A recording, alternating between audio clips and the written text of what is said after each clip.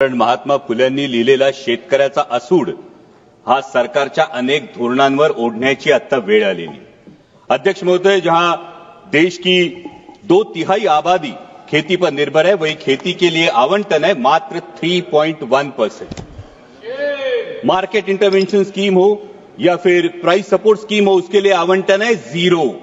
प्रधानमंत्री फसल बीमा योजना में कटौती है 23%।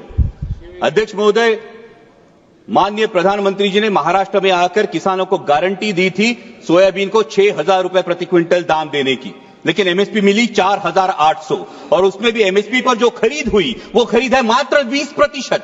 बाकी 80% किसानों को अपना सोयाबीन 3,500 4,000 में बेचना पड़ा, जहां की लागत का खर्चा है 7,000 रुपए प्रति क्विंटल। तो कैसे होगी कि किसान की आय दुगनी और क्या हुई माननीय मोदी जी की गारंटी।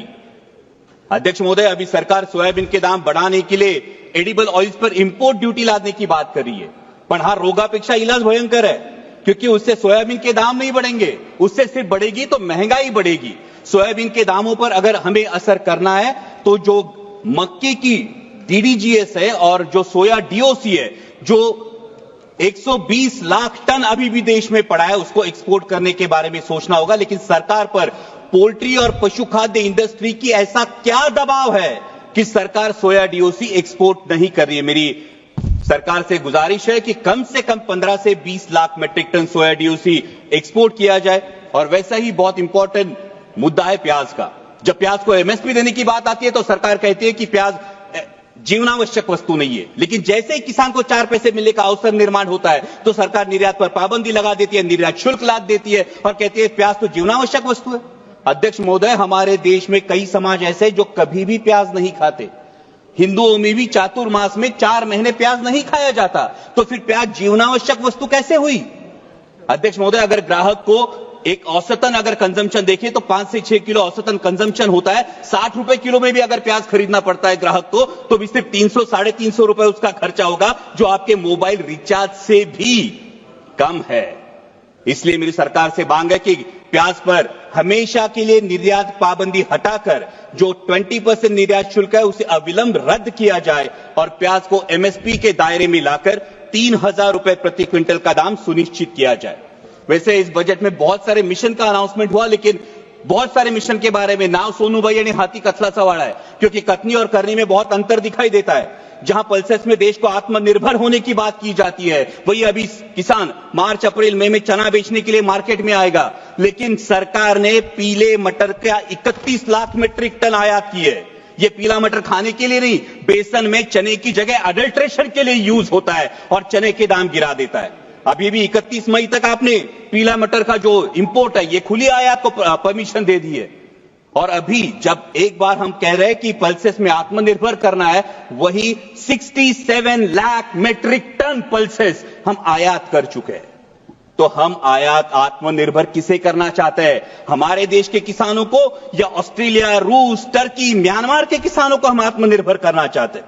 वैसा ही अहम मुद्दा है mission on vegetables and pulses. बहुत अच्छी बात है, लेकिन इसके लॉजिस्टिक, कोल्ड चेन और स्टोरेज के लिए क्या प्रावधान किए जा चुके हैं। आज मेरे नारायण गांव में टमाटर किसान को बेचना पड़ता है सर 4 से 5 रुपए किलो में, और शहरों में ग्राहक खरीदता है 20 से 25 रुपए किलो में। इस मुनाफे पे क्यों कोई भी नियंत्रण नहीं है, और इसका कारण है ये बिचौलियों की श्रृंखला। इसके बारे में सरकार को विचार करना चाहिए। वैसा ही अहम मुद्दा है प्रधानमंत्री फसल बीमा योजना, जो योजना बार बार किसानों के लिए कम और बीमा कंपनियों के लिए ज्यादा फायदेमंद साबित हो रही है। इस साल का प्रीमियम है सर 10,000 करोड़। बीमा कंपनियों को जो प्रीमियम मिला है वो है 10,000 करोड़ का, और नुकसान भरपाई का जो भुगतान है वो है मात्र 680 करोड़, 7% से भी कम। और सभी नियम सिर्फ किसानों के लिए। बीमा कंपनियां तो कोई नियम फॉलो ही नहीं करती। इसका मतलब योजना किसानों के लिए, पैसा सरकार का यानी टैक्स पेयर का, और भला हो रहा है बीमा कंपनियों का। इसे मराठी में कहते हैं आंधळ दळते आणि कुत्र पीठ खाते। और एक बहुत अहम मुद्दा है, महाराष्ट्र की महायुति सरकार में सत्ता में आने से पहले किसानों से वादा किया था ऋण माफी का। सरकार के इस आश्वासन की वजह से किसान अब ऋण माफी की तरफ आस लगाए बैठे हैं, और मार्च एंड होने की वजह से बैंक किसानों के पीछे रट लगाई है। आज महाराष्ट्र में हर दिन 7 किसान आत्महत्या कर रहे हैं। क्या कृषि प्रधान देश के लिए ये सम्मानजनक बात है। और अंत में दो ही मुद्दे सर। अभी अमेरिका में सत्ता परिवर्तन होने के बाद अमेरिका ने कहा है कि भारत ने अपना एग्रीकल्चर मार्केट अमेरिका के लिए खोलना चाहिए और इससे भारत के किसानों के पे एक बड़ा संकट मंडरा रहा है। लेकिन सरकार ने अभी तक इसमें कोई स्पष्टता नहीं दी है, क्योंकि अमेरिका का किसान सोयाबीन का जो उत्पादन लेता है अध्यक्ष महोदय, वो 30 लाख क्विंटल पर हेक्टर लेता है, लेकिन हमारे देश का किसान सिर्फ 10 लाख क्विंटल पर हेक्टर लेता है। क्योंकि अमेरिका के किसान को जेनेटिकली मॉडिफाइड जीएम वैरायटी लगाने का अधिकार है, हमारे किसान को नहीं।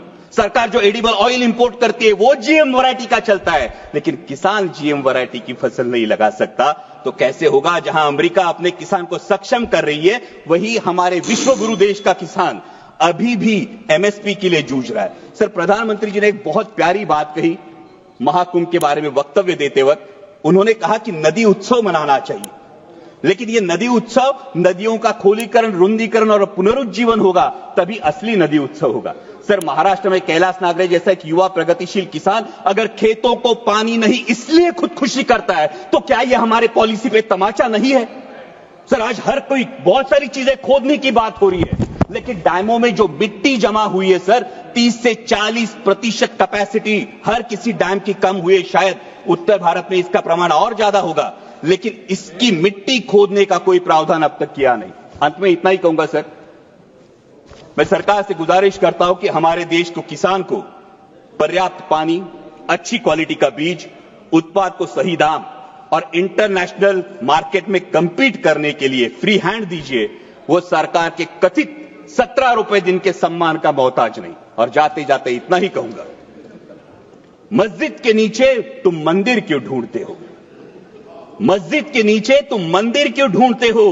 भविष्य की ओर देखो, तुम इतिहास पर क्यों लड़ते हो? ठीक है, धन्यवाद। वो लड़ाएंगे भड़काएंगे, वो लड़ाएंगे भड़काएंगे, लेकिन राष्ट्रहित का रुख तू कर, किसानों के हित में हमेशा इंसानियत की बात तू कर, इंसानियत बात तू कर। जय शिवराय, धन्यवाद।